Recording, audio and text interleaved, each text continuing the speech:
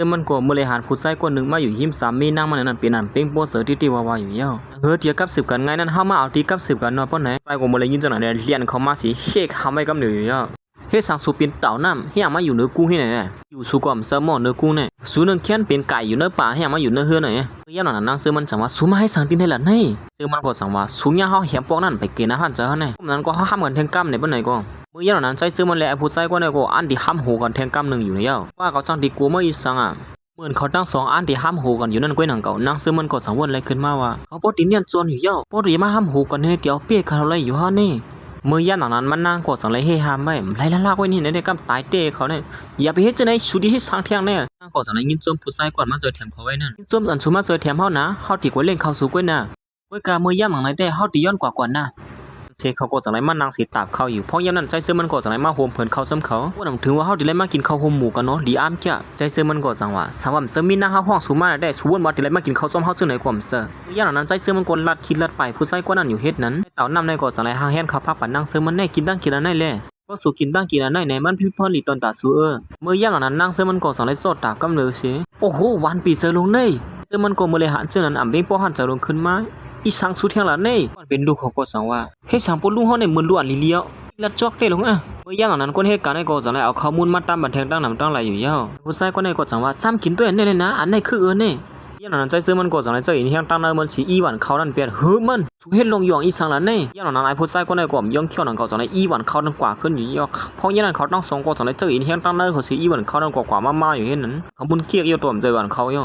่ห้ามกันกว่าห้ามกันมาอยู่ที่ไหนดีๆย่องย่ำนั้นย้อนปัวขมังแก้มหนาอะไรอย่างไรขมุนเกี่ยวกันแต่พวกสบันนานั่งซึ่งมันสบายบุยกว่าสิ่งก็ได้ป้าเก่าไว้ก่อนซึ่งมันเป็นอันสลัมปีเซอร์ปีคออยู่ย่ำมือย่ำนั้นแท้ฮ่าเต็มป้าฮะอ่ำป้ายช้างสุนันเตซ่าขึงกันเนี่ยไปกว่าย่านหลิมบินหูเหี้ยวส่วนมาที่ไหนก็เพราะว่าเหตุการณ์ตึ้งมหาลัดเตอร์ลันเนยอยู่มันใจกว่าจังนะย้อนปัวเขาเป็นผู้เขาเขียนสุนันมันพิธีหางไรไอ้ผู้ใจกว่านั้นเขาเป็นเผาสองสู้ผู้จักเขาเขาขั้นเทียงซุยอะเหมือนนางซื้อมันอันที่ไปนั่งไปหนังของมันใจก็จังลักคอนางซื้อมันมาเสียเย่าก็จังเลยจูบมันนางซื้อมันนั่นกำเหลียวอยู่เย่านางซื้อมันก็จังว่าสุนัยก็ปุ่มจังเฮ้ยสังก็อย่าไปเฮ็ดไล่ๆฮะว่าเขาขั้นหันนาสูย่านะไอ้ผู้ใจก็ในก็อันที่มาใส่กระตั้งกินอยู่นั่นก็หนังเขามันใจก็จังให้แกงอุบพงลงมาเสียยาค่าที่ให้ซื้อหือขนาดไหนมีนางค่าได้จูบนค่าซบค่าโปเจี๊ยบกว่าเสียงให้หือกว่าหัวเนี่ยเปลี่ยนมันใจละจังนั้นได้ก็ใครละต่อหน้าผู้ใจก็ในก็หนังเก่าที่เดียมันใจหมูเผากว่านั้น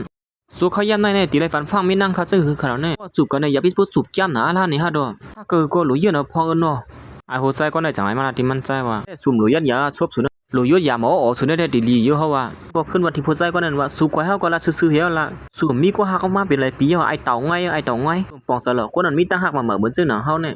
เขาตั้มข่อยมาอีนะมาม่วนน้ำก็เหลียวมาเกี้ยนั่นไกมีนางว่าตีเลี้ยงเนี่ยเขาเป็นผัวเขาก็ติดใจก็มักว่าเขาตั้งสองในอ่ำเสือก้นธรรมดาเลยเพราะยันใจซื้อมันจังว่าตั้งมีนางเขานั่นเป็นก้นธรรมดาสุยาบีอยู่ซ้ำเขาละอันนั้นนะผู้ชายคนในก็สังวนอยู่ว่าก้นธรรมดาอีสังอ่ำนั้นก็ข่มไปคู่ว่าหลวนก็ในเป็นลูกไส้เขานั่นไอเงือในของผู้ซักเสมออีแล้วว่าเฮ็ดนั่นเสียมันใจก็มาสวดน้ำหนึ่งบ้วนถึงมือพ่อนเขาจูบกันอยู่นั่นยุ่มเสียยุ่มอยู่ห้างก็เหลียวมันเห็นนั่นน้องเมื่อวานในเขามาหาลองสู้ยุงคุณยิ่งอ่อนเขาไม่ลุกเลยดีเลยมีคุณใจเต่าง่อยมาสวยเถียมไม่3 เท่านั้นเป็นลองสู้ยุงเยอะเขาเนี่ยเหมือนมันใจคู่เสือนั้นเยาก็สังลัดขึ้นมาว่าขับคืนหมู่ซุ่มเขาเอาเหมือนเงินคำตั้งเสียงทั้งหมดนั่นยุกอาปันมีหน้าเขาขึ้นเหมือนเก่ามักเก่าเอาเหมือนเงินคำมีหน้าเขาเสียมกลับไปมาเฮ็ดให้ปัดแทงเสนอนี่มันไล่ข้าบ่ได้ใครขับคืนมันก้อยค่ะเมื่อย่ามนั้นเมื่อพ่อนางซื้อมันตุ้ยปั๊บลิกอยู่นั่นก้อยหนังปอเขาเลยตั้งเมสืบมันนางก็สังในฮอดมาถึงดินในเอาเหมือนเงินคำตั้งเสียงตั้งหมดนั่นมาอาปันมันนางอยู่เย้าโคมบ่ดังน้องยิงแขนต้องมันนั่นเขาก็สังว่าน่าเป็นเอาเหมือนเงินคำอันสูถึงนี้ไล่เขามาอาปันสูขึ้นเอาเนี่ยเสียตุ้ยเลยมันนี่โลกพิษเปิงทีละในก็ปาก็ในกลุ่มขับปันก็ที่เปื้อนกุ้ยกันนากาหำน้าลำเสนอได้ก็กาเลยปันก็ลาได้อีเต้ยคาเลยปีนางมันเขาสองก้อนในก็สังไรเอาเหมือนเงินคำนางเสือนั้นมาอาปันนางเสือมันขึ้นอยู่เย้าด้วยเลยเป็นซื้อหือพองก็น้องยิงแขนต้องนางเสือมันจากนั้นขึ้นมาว่าตั้งสินตั้งหมดสู้ออกกว่าขึ้นเอาเหรอกำไนเมื่ออึดชัวมาไว้รู้เมื่อลาลีรู้คว้างปันอีกนึงค่ะเสือมันนางก็สังไรมาขึ้นตั้งสินตั้งหมดอยู่เย้าอ่านเป็นของมันนั่นเฮ็ดสามันนางสิงเงาหรือจังนั้นล่ะเป็นอีสังไรนางก็สังไรล่ะในใส่เสื้อมันโอ้โหเขามาปั่นเฮาขึ้นตั้งเสียงตั้งหมดเยอะรีเป็นของเฮานั่นเฮายินซ้มปีเสือว่าบัวเป็นตั้งซอยแถมใส่เสื้อมันนั่นก้อยหนังเก่ามันใส่ก็เปลี่ยนยินซ้มเหมือนกันอันโลหอมเฮายินนึงได้ปานใดก็บ่สวมหอมเฮาก็เฮาตีหอมสู่เฮว่ามันนางยินซ้มหนาล่ะจังได๋หอมมันแก้มใส่เสื้อมันนั่นอยู่ยาวใส่ถึงซ้มเสื้ออยู่นั่นก้อยหนังเก่านางเสื้อมันก็จังได๋หอมมันบ่แก้มปูเขาอยู่ยาว หอมปลาแกมดูมันเฮ้ยสุดในหอมลงกว่ากูกลัวซะไหนมันจะไล่แล้วเนี่ยปวดท้องก็สู่หอมปลาเมียวจะไล่เลยซะไหนนั่นสิมันนั่งก็สายมาที่โฮมกันอันกึ่งนี้เป็นตอนตามมันนั่งอยู่นั่นเฮ้ยมาสูงข้ามคนเหตุการณ์จะในก็สายอ่อนกันฮับตอนมันนั่งตั้งสิ่งตั้งหมดอยู่ยาตอนคนยิ่งอ่อนเฮาปอกมาที่ห้องการค่ะนะนั่งก็สังนาทีใจเสื่อมันนั่นว่าจองสุหันหือกำในเฮาเป็นแม่เลี้ยงยังหืนล่ะก็ไม่เตี้ยหันเยาว่าหันเยาหน้าอันไหนมันคือมาเป็นตอนตาเฮาสิมือเลอะๆเหลี่ยมมอก็สังนาทีหยอกเขาเล่นว่าข้าตั้งกินเฮาแต่มึงเนี่ยเพราะว่าเยาค่ะหยาบซ้าไม่ได้เขาอุ้มกันสิมีตั้งซื้อกันอยู่นั่นกล้วยหนังเก่าเสียงพงใส่เสื้อมันก็สังในหลังขึ้นมานั่นได้ก็เป็นเมย์ใส่เสื้อมันนั่นกล้วยหนังเก่ากับสืบมาหามันมากินข้าวตีเฮือนี่นึงนะลูกชายข้าวโฮมหมูเสริมกันก็ขั้นกว่ามันใส่ก็จากไหนวางพงเป็นเมย์เขาอยู่เยอะนั่งซึ่งมันเลยหันเจ้านั้นก็สั่งทำว่าเป็นสังละเนี่ยเป็นเมย์สูนั่นเป็นสังอ่ำกว่าละดูสินั่นอ่ำยำยินสุรัตถึงเสียปอเขาในก็สั่งว่าทีละถึงเขาให้สังส่งสู่หือว่าเสียปอหลานใจก็ตายมันก็กวาดเห็นหน้าเฮือนมาเอาผมเอาเหี้ยนั่นยิงอ่ำยำตัวถึงลุ่มล่าลูกเสียปอกซึ่งในอ่ำกึ่งตานเป็นเมียกวนเสียอิดเหมือนนางซึ่งมันเลยพูดซึ่งนั้นก็สั่งนัดขึ้นมาว่าดิเตมันจัดปานเขาก็อ่ำบ่ปึกสังกันตั้งเฮาลงในปอเท่านั้นจังว่ากว่าแล้วกว่าเสียอ่ำสังก็มีนางมากว่าซ้อมเหี่ยวรั่วมือป่นมาปานหลังขำต้อนหันถึงสู่เสียปอกมือเร็วสู่มีลูกมีเมียเฮียเธอเขาปได้ตื้อเจออีดึงกว่าอย่างหลังนางซึ่งมันก็สั่งนัดว่าอย่าไปไม่เจอข้าปอเท่าข้าก็ดีครับขึ้นด้วยกันลองซึ่งไหนแน่แตะกินข้าวหอมหมูข้าขาดีย่านเหลียวเพี้ยวไปเทรั่วมันโลเป็นในหลอดลันเปอร์เขาเนี่ย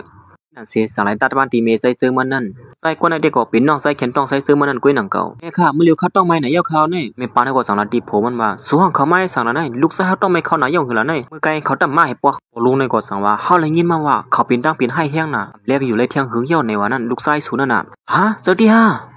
มีกวนหันเขาเป็นแค่หัก2คนหักออกเรือลงในว่ายินว่าเนี่ยเขาเนี่ยจอนมาย่อนไหนกุมณีเขานั่นเตรียมมีเผาด้วยถึงเขาเฮ็ดลองจำเสือไว้ไหนบางเผากุมณีนั่นก็ติดตัวเป็นตอนตาเฮาก็เป็นไรสัวเนี่ยจวนก็เหลียวไอ้ลูกชายเป็ดลายแล้วเนี่ยมาก็เหมือนกวนเปียกเปิงลงซึ่งไหนกำต้นยำมีลูกเหมือนเจ้าในเสปอกลูกอีสานเกิดมาทำเหมือนกวนหมอเป็นหนูหูงเขามายาสูกลักตัวเขาลีอีดึงกว่าย่านหนังนั้นก็หนังเก่าใส่เสื้อมันก็สั่งไรฮอดมาถึงที่ไหนโคบาดังนางเสื้อมันนั่นเฮ้ยผู้หญิงก็ได้ช่างเป็นเพลแล้วเนี่ยก็เป็นมีนางขานั่นยิงมีปาในก็สั่งว่ามีนางอีสังเป็นคนบ้านนอกก้อนนึงก็แอมซื้อเมื่อเลยเมื่อมายาก็นับยามบ่เมโผอีดึงแลอะไรโจกโถเงินปันนางซื้อมันเฮานางซื้อมันนับยามเขาเนี่ยว่านั้นก็เลยอยู่ค่ะเขาย่ำหนังนั้นนางซื้อมันก็สั่งไรนับยามเขาเต้นหนังเก่านับยามเฮ็ดซึ่งหนังเพิ่นนับยามคุ้มกวนนั่นเขาเลยหันนางซื้อมันนับยามซึ่งนั้นก็ปีนั้นเสลามได้ที่ว่าอยู่เมื่อเฮ็ดสั่งละไหนมันนับยามอีสังซึ่งไหนกำไปเงียบจวนก็เนี่ยข้าก็มาส่งเมโผขึ้นมือผีนั่นน่ะย้อนเฮาเมโผก็ฮอดติลิติงามสิกำค่ามีปลาก็ในก็ปีนันสลัมปิ้งโป้หันจากที่ว่าอยู่เนาะเฮาปอลันในสุยไว้เสกัดๆนะมันหลบมีนางหาในมันเกียดเตี้ยเฮไว้มาสวมหูสังอะไรเฮาวางความบันสูอะไรอยู่อะไรค่ะเมผัวนี่ได้วันนำเสรีเตี้ยเนี่ยอ่ำโมไว้เสนักมือย่านมันก็จะหยอกเล่นนางเสือมันยิ่งอ่อนกว่าเอาเข้าพักมาดินในข้องมือนั่นรู้ยี่ว่าอยู่แทง2-3อันนั่นก็เลยอยู่ค่ะมาเจอก็ช่วงหน่อยตอนตาใจเสื้อมันก็เขามีรองตากูพงกล้ามเบิ่นไหนก็มื้อย่างเหล่านั้นเขาก็จังได๋เฮาก้นเจอนั้นมาเอาเป็ดต่างนางซื้อมันหนังหือนางซื้อมันเตรียมจังนางที่แล้วนั่นเหมือนนางซื้อมันอยู่น้ำสวดมาเย้าก็มาหาต่างนางมันอำหารเย้ามันอันที่นางลงที่นางใจซื้อมันนั่นสิในเป็ดที่นางลูกชายเฮานั่นได้เขาก็อุพงกล้ามนึงก้อยเพราะฉะนั้นเฮาซ้ำที่นางที่แล้วล่ะสุโกจังนางที่แล้วกว่ากินข้าวซ้ำก้นเฮ็ดกันที่ในข้องมือเปิ้นแลที่เฮากว่ากินข้าวซ้ำก้นเซอที่ในข้องมือนั่นนะก็เจอก้นเฮ็ดกันที่ในก็เป็นก้นวันนอกอยู่ชูเป็นก้นตั้งเร็วกันโย